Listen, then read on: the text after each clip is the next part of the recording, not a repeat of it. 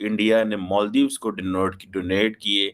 आज मालदीव्स वो उड़ा भी नहीं सक रहा। ये मालदीव्स के मिनिस्टर कह रहे हैं, मैं नहीं कह रहा। और ये स्टेटमेंट मालदीव्स के ही जो रक्षा मंत्री हैं मिस्टर घासन मोमून, उनके द्वारा स्टेटमेंट दिया गया है। मालदीव के डिफेंस मिनिस्टर ने ये भी कहा कि जब से इंडियन मिलिट्री यहाँ से गई है तो उनके जो गिफ्ट किए हुए हेलीकॉप्टर्स और डॉनियर्स थे उनको चलाने वाला कोई नहीं है यहाँ पर। लेकिन वो क्या कहते हैं, एक वो मुहावरा है आई थिंक कि बिल्ली जो है वो क्या शेर की खाला होती है, कुछ इस तरह का। ये जिंदगी जो है बेटा, ये क्रिकेट का मैच है, यहाँ पे सबकी बैटिंग आती है। अब बैटिंग इंडिया की आई है, अब तुम चीखना मत। अब जो करेगा मोदी करेगा। मोदी अब कश्मीर को एनेक्स करने के बाद आजाद कश्मीर पे हमला करेगा, वो पाकिस्तान पर हमला करेगा और उस वक्त ये सारा स्टेटस को बिल्कुल तबाह कोलैप्स हो जाएगा, क्योंकि हम उस जंग के लिए तैयार ही नहीं है। आपको अगर एक मुल्क ने इंफ्रास्ट्रक्चर दिया, आपको चीजें दी, and then you are not capable enough कि आप उनको चला ही सकें, आप उनसे कुछ हासिल कर सकें। मालदीव्स के पास जो एयरक्राफ्ट और जो हेलीकॉप्टर्स इंडिया ने दिए हैं उसको फ्लाई करने के लिए भी इतने ट्रेंड पायलट्स नहीं हैं, और वो मालदीव्स इंडिया से कंपेयर कर रहा है। अब ये जो मालदीवियन जो सोल्जर्स हैं, वो मालदीव की जो नेशनल डिफेंस फोर्स है, अब वो अगर 3 एयरक्राफ्ट भी ऑपरेट नहीं कर सकती तो why don't they invite Chinese. हमारी रियासत का आलम यह है कि ये कराची की बारिश में डूब गए। ये आपके ख्याल में इंडिया से होने वाली जंग में ये पाकिस्तान का सिविल इंफ्रास्ट्रक्चर खड़ा रहेगा? अभी जो फॉरेन मिनिस्टर जमीर वहां गए हुए थे इंडिया के अंदर, आपको पता है ना कि डॉक्टर जयशंकर ने उनको बड़ा स्नब किया, और उनको इसीलिए स्नब किया था, उन्होंने कहा पायन तो सी मेरी। दोस्तों, मालदीव की सोच को सलाम है। मालदीव ने इंडिया की आर्मी को नहीं रखना चाहता था और चीन से नज़दीकी बढ़ाना चाहता था। भारत ने मालदीव को 3 डोजियर विमान दिए थे, अब वो उन्हें उड़ा नहीं पा रहा है। आइए देखते हैं पाक मीडिया का रिएक्शन। एक बात यहाँ पर और भी है, क्या आप जाहिद हामिद बहैसियत एक प्राउड पाकिस्तानी, क्या आप पाकिस्तान की जो रियासती पॉलिसी है टुवर्ड्स कश्मीर, क्या आप उससे मुतमईन हैं? आप क्या इस पॉलिसी देना चाहते हैं? भाई साफ बात है, मैं 1000 दफा कह चुका हूं कि पाकिस्तान कश्मीर के मामले पर ब्लंडर कर रहा है। इसमें इसके अंदर पॉलिटिकल ट्रीजन भी है और मिलिट्री डिबैकल भी है। फौजी तौर पर हम एक खौफनाक गलती कर रहे हैं, सियासी तौर पर हम गद्दारी कर रहे हैं। हमको तहरीक कश्मीर आजादी को भरपूर सपोर्ट करना है, खुलकर करना है। कश्मीर बाद में आजाद होकर खुद वो आजाद होना चाहते हैं, वो पाकिस्तान से मिलना चाहते हैं, इंडिया से मिलना चाहते हैं, वो हम फैसला उस वक्त करेंगे जब भारत को वहां से निकालेंगे। कश्मीरी हमारे मुसलमान भाई हैं, काफिर नहीं है। हम उनको, वो हमारे वजूद का हिस्सा है, वो उनके साथ फैसला किया जा सकता है। अगर वो नहीं खुश पाकिस्तान के साथ नहीं रहना चाहते, बिस्मिल्लाह 100 दफा, लेकिन एक दफा भारत को निकालने के लिए मिलकर हमें निकालना पड़ेगा। प्रॉब्लम पाकिस्तान नहीं है, प्रॉब्लम भारत है। आप अगर भारत आगे कश्मीरी जो आजादी में, बिल्कुल सर, आपका अच्छा पॉइंट आया सर, अच्छा पॉइंट आया। प्रेसिडेंट मोदी जो हैं, उन्होंने जो महसूस किया था कि हम एक टफ टाइम देंगे इंडिया को, लेकिन वो क्या कहते हैं, एक वो मुहावरा है आई थिंक कि बिल्ली जो है वो क्या शेर की खाला होती है, कुछ इस तरह का, कि वो तो चढ़ना नहीं सिखाती दरख्त के ऊपर। So India has done a lot for Maldives, they may be doing a lot. और अभी पता चला है कि मालदीव्स की जो मिलिट्री है, they are not capable enough and their pilots are not capable enough. जो 3 एयरक्राफ्ट जो इंडिया ने डोनेट किए, ये मालदीव्स के डिफेंस मिनिस्टर घसन मोमून जो है, उन्होंने ये कहा है।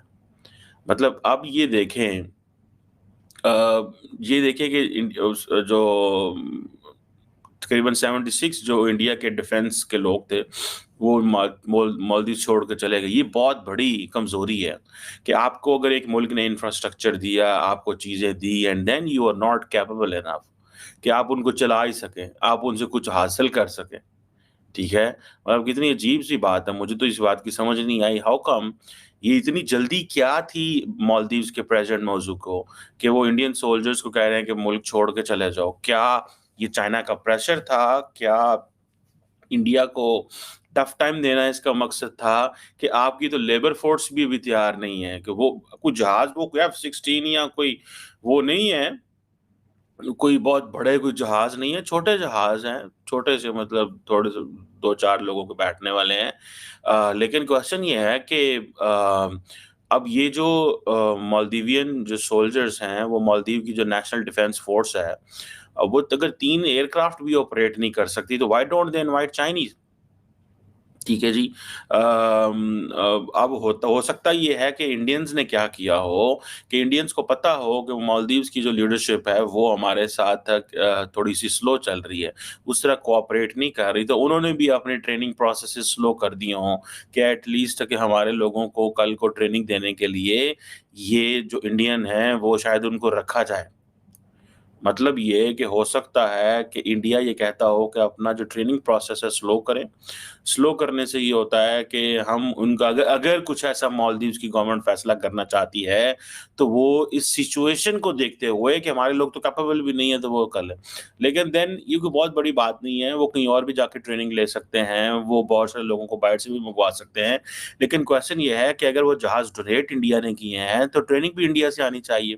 कि देखिए, जब आर्टिकल 370 हटा और लाल चौक पे जब हनुमान चालीसा की गूंज सुनाई थी, उस हनुमान चालीसा की गूंज से आज हमारा जम्मू एंड कश्मीर कितना तरक्की याफ्ता हो चुका है, कितना तरक्की याफ्ता हो चुका है। शैला, आपके चैनल के माध्यम से, क्योंकि कांग्रेसी जो हैं वो आप लोगों को बहुत पसंद करते हैं और एक अंदरूनी मोहब्बत है कांग्रेसियों को पाकिस्तान से, और जितनी भी विपक्षी पार्टी हैं उनको एक अंदरूनी मोहब्बत है। तृणमूल कांग्रेस पार्टी के फरहाद हकीम भी हर वक्त बंगाल को मिनी पाकिस्तान बनाने की कोशिश में लगे रहते हैं। असदुद्दीन अवैसी साहब, मैं अभी चार मीनार से होकर के आई, मैंने फोटोज भी आपके साथ शेयर किया और मैं माधवी लता जी की कंपेनिंग करके आई। मुझे चार मीनार पे जाने के बाद ऐसा लगा कि पाकिस्तानी है, ऐसा ही मुझे एहसास हुआ। हलाला सेंटर वहां भी खुला, आपके पाकिस्तान में भी खुला। मुत्ता सेंटर वहां पर भी खुला हुआ, आपके पाकिस्तान में भी खुला हुआ। हिजाब में लड़कियां सिमटी हुई और अपने आप में डरी हुई, सहमी हुई, मैंने चार मीनार पे भी, ओल्ड सिटी हैदराबाद में भी देखा और ये पाकिस्तान में भी होता है। मुझे ऐसा लगता है कि जैसे ही पीओके हमारे भारत में आ जाएगा और अखंड भारत फिर से बनेगा, अनंतनाग मंदिर से सबसे पहले तो उनको तिलक और फूल चढ़ाया जाएगा। जो पाकिस्तान ऑक्यूपाइड कश्मीर के लोगों को पाकिस्तान ने लात जूता मार के रखा है, तो इज्जत अनंतनाग मंदिर से ही स्टार्ट हो जाएगी। जहां एक तरफ पाकिस्तान, मेरी बात पूरी होने दीजिए, पाकिस्तानी एस्टैब्लिशमेंट और पाकिस्तान की सरकार लात जूता मार करके पाकिस्तान ऑक्यूपाइड कश्मीर के बाशिंदाओं को बेइज्जत करती है, जैसे ही पीओके हमारे में शामिल होगा, हम फूल और तिलक से उनका स्वागत करेंगे। उसके बाद फिर अभी भूख मर रहे हैं पाकिस्तान ऑक्यूपाइड कश्मीर के बाशिंदे, जैसे ही वो लोग भारत के हिस्से में आ जाएंगे, प्रसाद का भंडार उनके हथेली में आ जाएगा।